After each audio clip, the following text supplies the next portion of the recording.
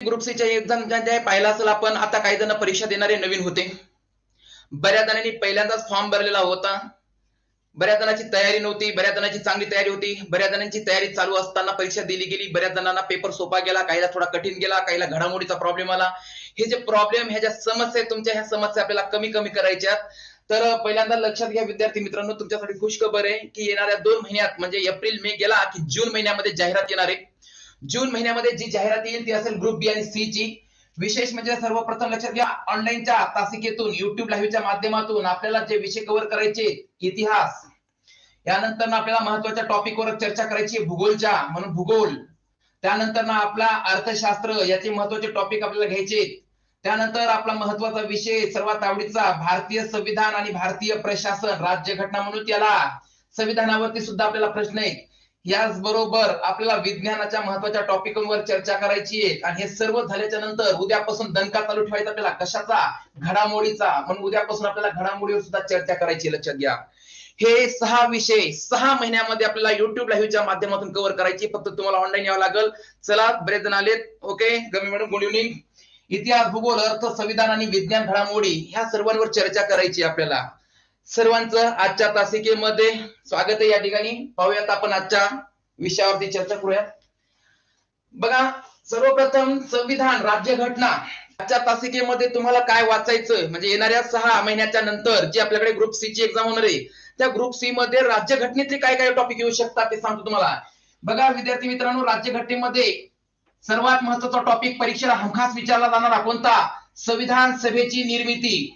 कोणता टॉपिक आहे? संविधान सभेची निर्मिती. यावरती हमखास परीक्षेत प्रश्न विचारला जातो. हमखास 1 ते 2 क्वेश्चन इथं असतात, संविधान सभेची निर्मिती.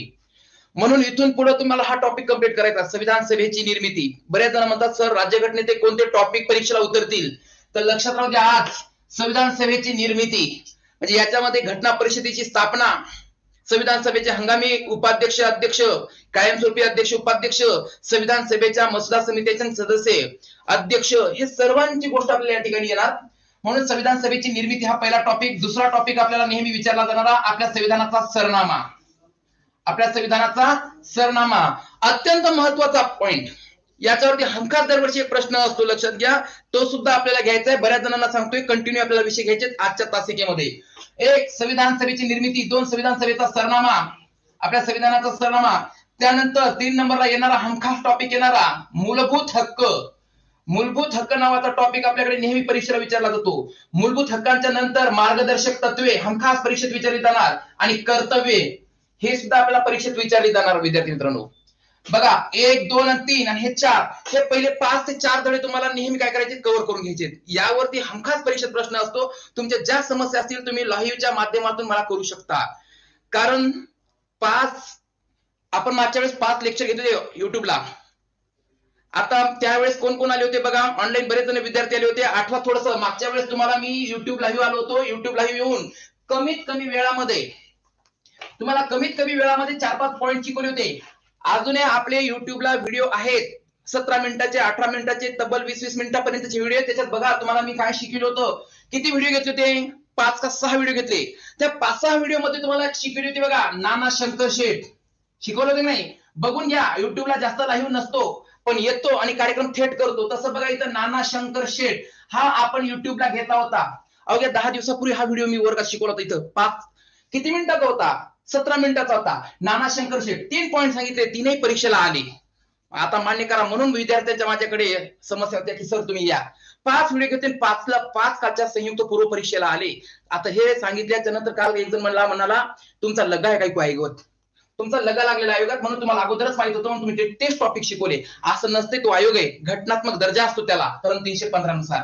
इथं नाना शंकर शेठ शिकवले होते. आला ना प्रश्न? बघा युट्यूबला जा तुम्ही. नाही आता ऑनलाईन आले तरी चालतंय, पहिल्यांदा युट्यूब चेक करा, त्याच्यात माझे व्हिडिओ बघा. 5 व्हिडिओ आहेत. 1 नंबर लावते नाना शंकर शेठ. आला ना प्रश्न त्याच्यावर? 1 व्हिडिओ शिकवला होता मी, महाधिवक्ता. शिकवला होता का? नसेल तर जाऊन बघा की आहे, त्याच्यावर डेट पण असते युट्यूबला. कधी शिकवलाय, किती दिवसापूर्वी शिकवलाय, किती दिवसापूर्वी अपलोड केलाय. बघा महाधिवक्ता. काल आला ना परीक्षेत प्रश्न? आला का नाही? आला तर आला म्हणा, आलता का नाही? बघा 5 व्हिडिओ शिकवते मी, नाना शंकर शेठ, महाधिवक्ता. जशाला तशाले. किती मिनिटाची व्हिडिओ होती? 15 मिनिटाची. इथं बरोबर आहे. अरे इंस्टाग्रामच्या रील पेक्षा हे महत्वाचं आहे. इंस्टाग्रामच्या रील 30-30 सेकंदाच्या पाहून आता आपण 2 तास वेळ वाया घालतो. इथं 17 मिनिटाचा व्हिडिओ बघ 1 मार्क पडतो. 17 दोन्ही 34. लक्षात घ्या 34 मिनिटाचे दोन व्हिडिओ पहिले परीक्षेला 2 मार्क पडले. तिसरा एक व्हिडिओ घेतला होता मी वर्गामध्ये तिसरा. कुठला? कर्तव्य शिकवली होती. युट्यूबला लावली बघा. युट्यूबला जा माझा व्हिडिओ बघा. कर्तव्य शिकवते. आलता का कालच्या परीक्षेत कर्तव्यांचा प्रश्न? आलाच होता. जे शिकवलं तेच आलं. किती व्हिडिओ टाकले मी युट्यूबला? 5 पैकी किती व्हिडिओ आले माझे? 3 प्रश्न आले. मिनिटाचा किती? 17 मिनिटाचा व्हिडिओ. प्रत्येक व्हिडिओ 17 मिनिटाचा, एखादा 21 मिनिटाचा असेल. 3 4 नंबरला अजून काय शिकवलं होतं बघा. काय काय शिकवलं होतं तुम्हाला सांगतो. हे झालं. याच्यानंतर 1857 आणि 58 चा कायदा होता. त्याच्यावर बघा काल आला ना प्रश्न. मग 5 व्हिडिओ मी टाकले. 5 पैकी माझे 4 प्रश्न आले. किती आले तर? 4. प्रत्येक व्हिडिओ 15 16 17 20 मिनिटाचा. आता बघा तुम्हाला ऑनलाईन यायचं का नाही यायचं. मी तर शिकवणार आणि मी अपलोड करणारच व्हिडिओ. बिना फुकट रुपया लागणं. बरोबर आहे राईट.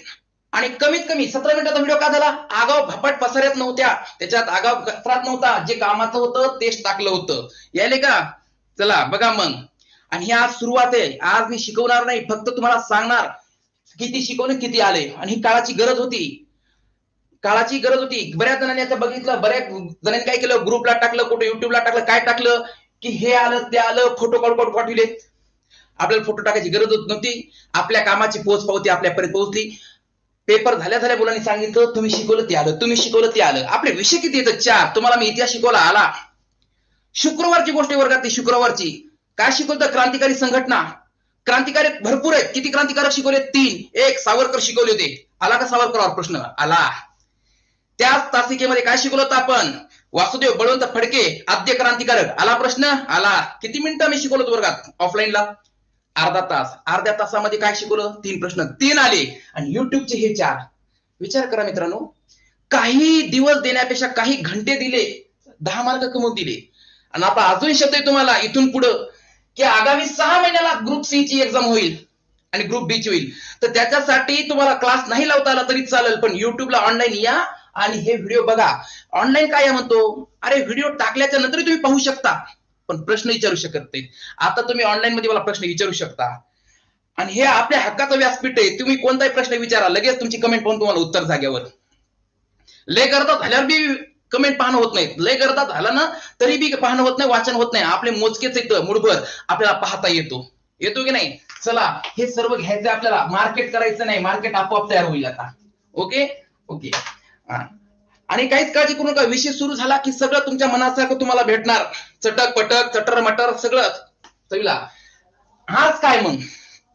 आज तर व्हिडिओ शिकवत असताना, व्हिडिओ मधून सांगत असताना तुम्हाला शॉर्टकटच्या पद्धतीने पुन्हा सांगणार परीक्षेत काय येणार. चला काय येणार कसं येणार सांगतो. आता बघा आजच सांगतो तुम्हाला 6 महिन्याचं भवितव्य. आयोगाचा पेपर सेट नाही केला, पण आजच सांगतो तुम्हाला आगामी येणारा ग्रुप बी. लक्षात घ्या, आगामी जे ग्रुप बी चा पेपर होईल PSI ST आहे, या पेपर मध्ये तुम्हाला पहिला प्रश्न हा याच्यावरती असणार. कशावरती असणार? सरनामा. तुम्ही असं कसा? गेल्या 10 महिन्यापासून हेच करायलो. आयोगानं काय टाकले, काय विचारले, काय विचारलं नाही यावर सर्च केले आणि सांगितले. 2 वर्ष झालीत सरनाम्यावर प्रश्न नाही. ग्रुप बी कधी होणार आहे? ऑक्टोबरला होणार आहे. आणि येणाऱ्या ऑक्टोबर मध्ये हमखास सरनाम्यावर प्रश्न असणार आहे. सरनाम्यावर प्रश्न, सरनामा वाचायची गरज नाही, खूप सोप्या पद्धतीने. सरनामात भानगड काही जणांना मिळत लागत नाही. आपल्या संविधानाची प्रास्ताविका राज्यघटना वर्गात सुरू केली आहे. शिकवणं चालू आहे तुम्हाला राज्यघटना. प्रास्ताविका काय भानगड हे बी तुम्हाला सांगितलंय मी. तर काय लक्षात ठेवायचं काय नाही. सर्वप्रथम लक्षात घ्या, आपल्या संविधानाच्या सुरुवातीला एक सरनामा जोडला आहे बघा. चर्चेतच शिकवलं तुम्हाला पुन्हा. जास्त वेळ घेणारच नाही.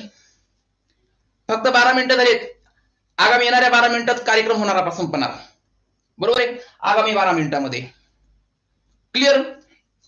मग बघा आता सरनामा आहे संविधानाच्या सुरुवातीचा एक महत्वाचा भाग आहे. बरेच जण आपण याला म्हणतो आपल्या संविधानाची नांदी आहे. एक आपल्याकडे ज्येष्ठ विधी तज्ञ होते, एक ज्येष्ठ ऍडव्होकेट होते आपल्या देशाच्या सुप्रीम कोर्टामध्ये, सर्वोच्च न्यायालयात, ज्यांचं नाव होतं नानी पालखीवाला. काय नाव होतं? नानी पालखीवाला. आणि हे तेच नानी पालखीवाला केशवानंद भारती खटल्यामध्ये केशवानंद भारतींची ज्यांनी बाजू मांडली होती, ते नानी पालखीवाला संविधानाच्या सरनाम्याचं वर्णन करताना म्हणतात भारतीय संविधानाचा सरनामा. भारतीय संविधानाचा सरनामा म्हणजे आपल्या संविधानाचे ओळखपत्र. आपल्या संविधानाचे ओळखपत्र किंवा राज्यघटनेचे ओळखपत्र, identity card of Indian constitution, भारतीय राज्यघटनेचे ओळखपत्र, अशा शब्दात सरनाम्याचं वर्णन नामनी पालखीवाला करतात. लक्षात घ्या.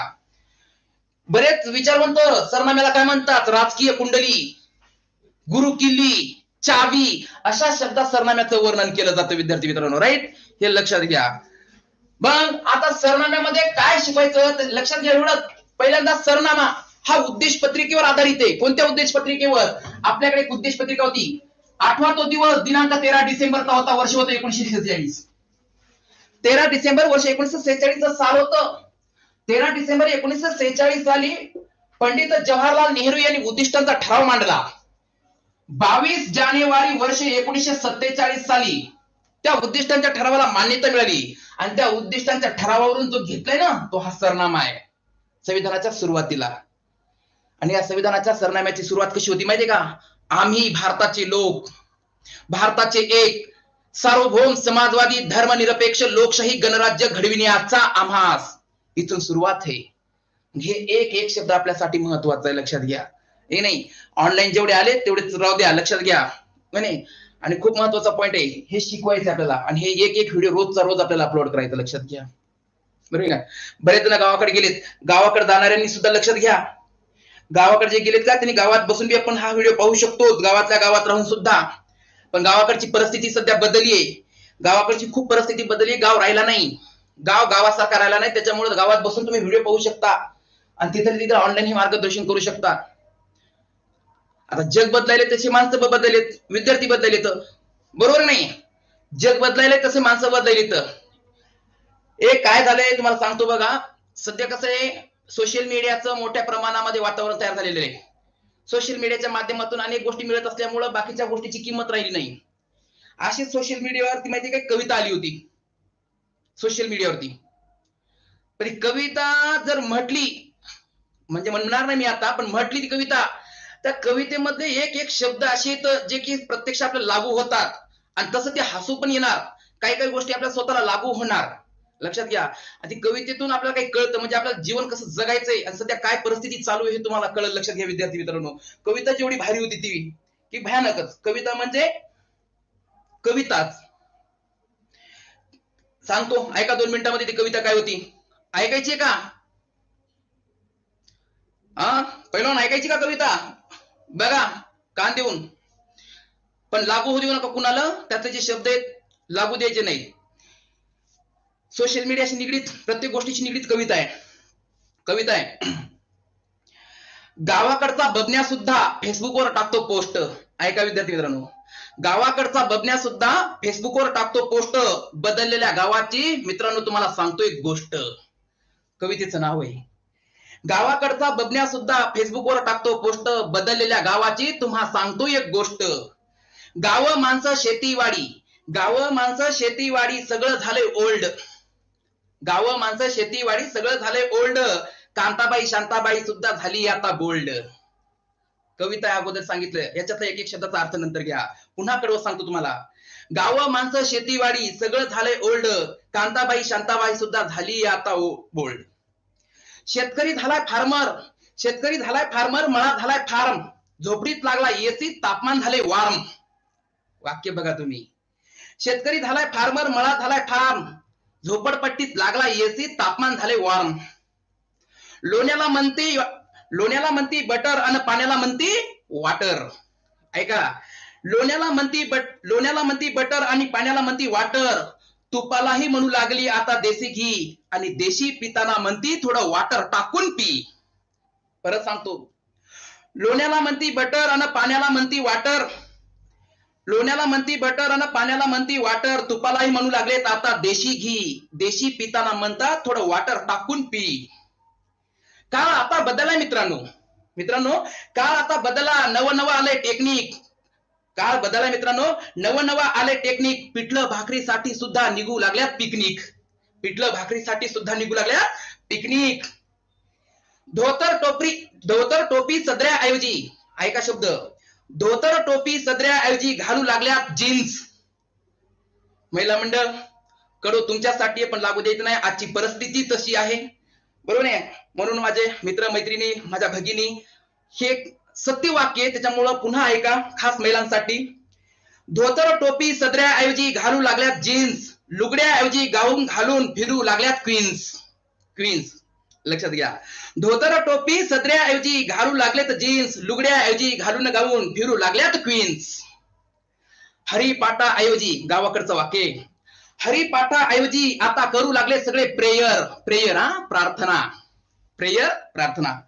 हरिपाठाऐवजी आता करू लागले प्रेयर. म्हातारा सुद्धा म्हातारीला म्हणू लागलं हाय डिअर. वाक्य पुन्हा सांगतो. हरिपाठासाठी आता करू लागले प्रेयर. हरिपाठासाठी आता करू लागले प्रेयर. म्हातारा सुद्धा म्हातारीला म्हणू लागलं हाय डिअर. वाक्य बदललाय काळ, आणि बदललेल्या काळावरती ही कविता आहे. मला माहित नाही कोणी लिहिली, पण नक्कीच बदललेल्या काळावरची ही कविता विद्यार्थी मित्रांनो. पुन्हा सांगतो, पुन्हा ऐका. गावाकडच्या हागंदरीचा मोठा झालाय इशू. गावाकडच्या हागंदरीचा मोठा झाला इशू. दगड पाण्याऐवजी आता टॉयलेटला लागू लागला टिश्यू. दगड पाण्याऐवजी आता टॉयलेटला लागू लागला टिश्यू.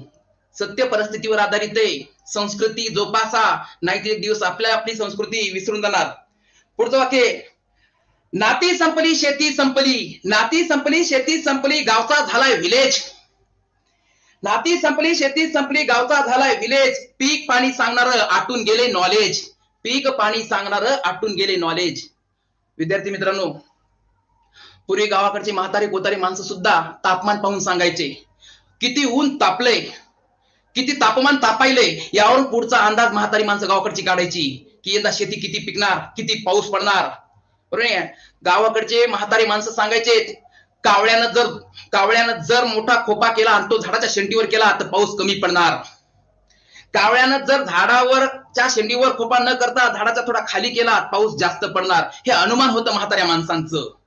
म्हणून हे वाक्य खास त्या म्हाताऱ्या माणसांसाठी ज्यांच्याकडे कुठल्याही प्रकारचं तंत्रज्ञान नव्हतं, विज्ञान तंत्रज्ञान नसतानाही गावाकडचा अनुभव जे माणसं सांगायची म्हातारी, त्यांच्यासाठी हे वाक्य होतं. कुठलं, परत सांगतो. नाती संपली शेती संपली, गावचा झालाय विलेज. गावचा झालाय विलेज. पीक पाणी सांगणार आटून गेले नॉलेज. हे त्या म्हाताऱ्या माणसांसाठी होतं जे तर्क अनुमान काढून येणारी सुगी कशी आहे ते सांगत होतं. लक्षात घ्या.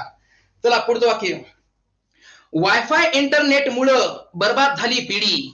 वायफाय इंटरनेटमुळं बर्बाद झाली पिढी. बांधावरचं पोट्ट सुद्धा घोकू लागलं एबीसीडी. लक्षात घ्या. वायफाय इंटरनेटमुळं बर्बाद झाली पिढी. त्या बांधावरचं पोट्ट सुद्धा म्हणू लागलं एबीसीडी. बरोबर. तर पुढचं शेवटचं वाक्य या कवितेचं, फेसबुक व्हॉट्सअप पायी तरुण झालेत मॅड. व्हॉट्सअप फेसबुक पायी तरुण झालेत मॅड. कर्जाच्या निराशेपोटी आत्महत्येचं आलंय फॅड. शेतकऱ्यांसाठी वाक्य, फेसबुक व्हॉट्सअप पायी सर्व तरुण झालेत मॅड आणि कर्जाच्या नैराश्यामुळं आता आत्महत्याचा आले फॅड. हे गावातल्या शेतकऱ्यांसाठी, त्याचबरोबर कुठल्याही प्रकारची आर्थिक परिस्थिती बिकट असताना पैसा नाहीत हे कारण पुढे लावून आत्महत्या करणाऱ्या युवकांसाठी, पोस्ट निघत नाही, नोकरी लागत नाही, लग्न होत नाही, या नैराश्यातून सुद्धा बऱ्याच जणांनी वेगळ्या प्रकारचं पाऊल उचललं. पाहिला चल आपल्याकडे मागं स्वप्नील लोणकर पोस्ट नंतर निघाली, परंतु नैराश्यपोटी आत्महत्या केलं. त्या मायबापाचा थोडा विचार करा. मायबापांना आपल्याला जन्म दिलाय, महिना सुद्धा पोटामध्ये 9 महिने 9 दिवस राखलं आणि एवढ्या मोठ्या 10 हाडं मोडल्याचा त्रास झाल्याचा एवढा त्रास, एवढ्या वेदना सहन करून आपल्याला जन्म दिलाय. हा साधा आपला जन्म मातीमूल होऊ देऊ नका. हा आपला जन्म मातीमूल होऊ देऊ नका. त्याच्यासाठी लढा, त्याच्यासाठी लढत राहा. म्हणून तुमच्यासाठी आता शेवटचं वाक्य, एवढंच करा गॉड विठ्ठला. एवढंच करा गॉड विठ्ठला. दर पावसाळ्यात पाडा रेन. हॅपी होऊ द्या फार्मर, कमी होऊ द्या त्यांचा पेन त्रास. लक्षात घ्या. ही होती गावाची कविता आणि ही होती बदललेल्या गावाची कविता. बदललेल्या गावासाठी होती. विद्यार्थी मित्रांनो, असं खूप काही आपल्याला शिकायचंय. हे का सांगितलं याचं कारण वस्तुस्थिती गावाकडची. म्हणून गावाकडच्या सर्व गोष्टी सोडून तुम्ही गावात बसून ऑनलाईन तास करू शकता. कोणती गोष्ट तुम्हाला युट्यूबला अवेलेबल आहे. इथं ऑफलाईन चालू आहे. इथं मराठीचा तास ऑफलाईन नाही पण ऑनलाईन सुद्धा तुम्हाला भेटू शकतो. छोट्या छोट्या ट्रिक्स गणिताच्या हित सुद्धा तुम्हाला मिळू शकतात. तुम्ही युट्यूबला कमेंट करा, हा टॉपिक सर घ्या. तो टॉपिक दुसऱ्या दिवशी सायंकाळी 8 वाजता तुमच्या मोबाईल मध्ये हातात तुमच्या असेल. कुठली समस्या असेल ती समस्या मांडा. जर कविता आवडली असेल आणि नुसती आवडलेलीच नाही, त्यातले वाक्य लागू असतील, त्या वाक्याची सत्यता जर आपल्याला जाणवत असेल तर नक्कीच आपल्या युट्यूब चॅनलला काय करा, सबस्क्राईब करा, लाईक करा, शेअर करा. राहिली गोष्ट आपल्या विषयाची विद्यार्थीनो, तर सरनामा काय हा उद्याच्या तासिकेमध्ये तुम्हाला मी सविस्तररित्या सांगेल. उद्याच्याला घडामोडी नो चर्चा को नाही. आपला तास हा मुद्दाम 20 मिनिटाचा ठेवलेला आहे. 8 ला ऑनलाईन येईल, 8:20 मी ऑफलाईन जाईल. त्या 20 मिनिटामध्ये तुम्हाला 5 घडामोडी शिकवल्या जातील. प्रत्येक घडामोडी 4 मिनिटात, फक्त 4 मिनिटात. मग तुम्हाला 5 घडामोडी करायच्यात का 1 घडामोडी करायची ते ठरवा. 4 मिनिटासाठी काही नाही ना, ऑनलाईन या. बघा उद्यापासून घडामोडीचा एक एक टॉपिक घेतो. बघा व्हिडिओ झाला आपला फक्त 23-24 मिनिटाचा. म्हणून उद्याच्या तासिकेत शार्प 8 वाजता मी ऑनलाईन येणार आणि 8:30 ऑफलाईन जाणार. त्याच्यासाठी उद्याच्याला घडामोडी हा टॉपिक आहे आपला.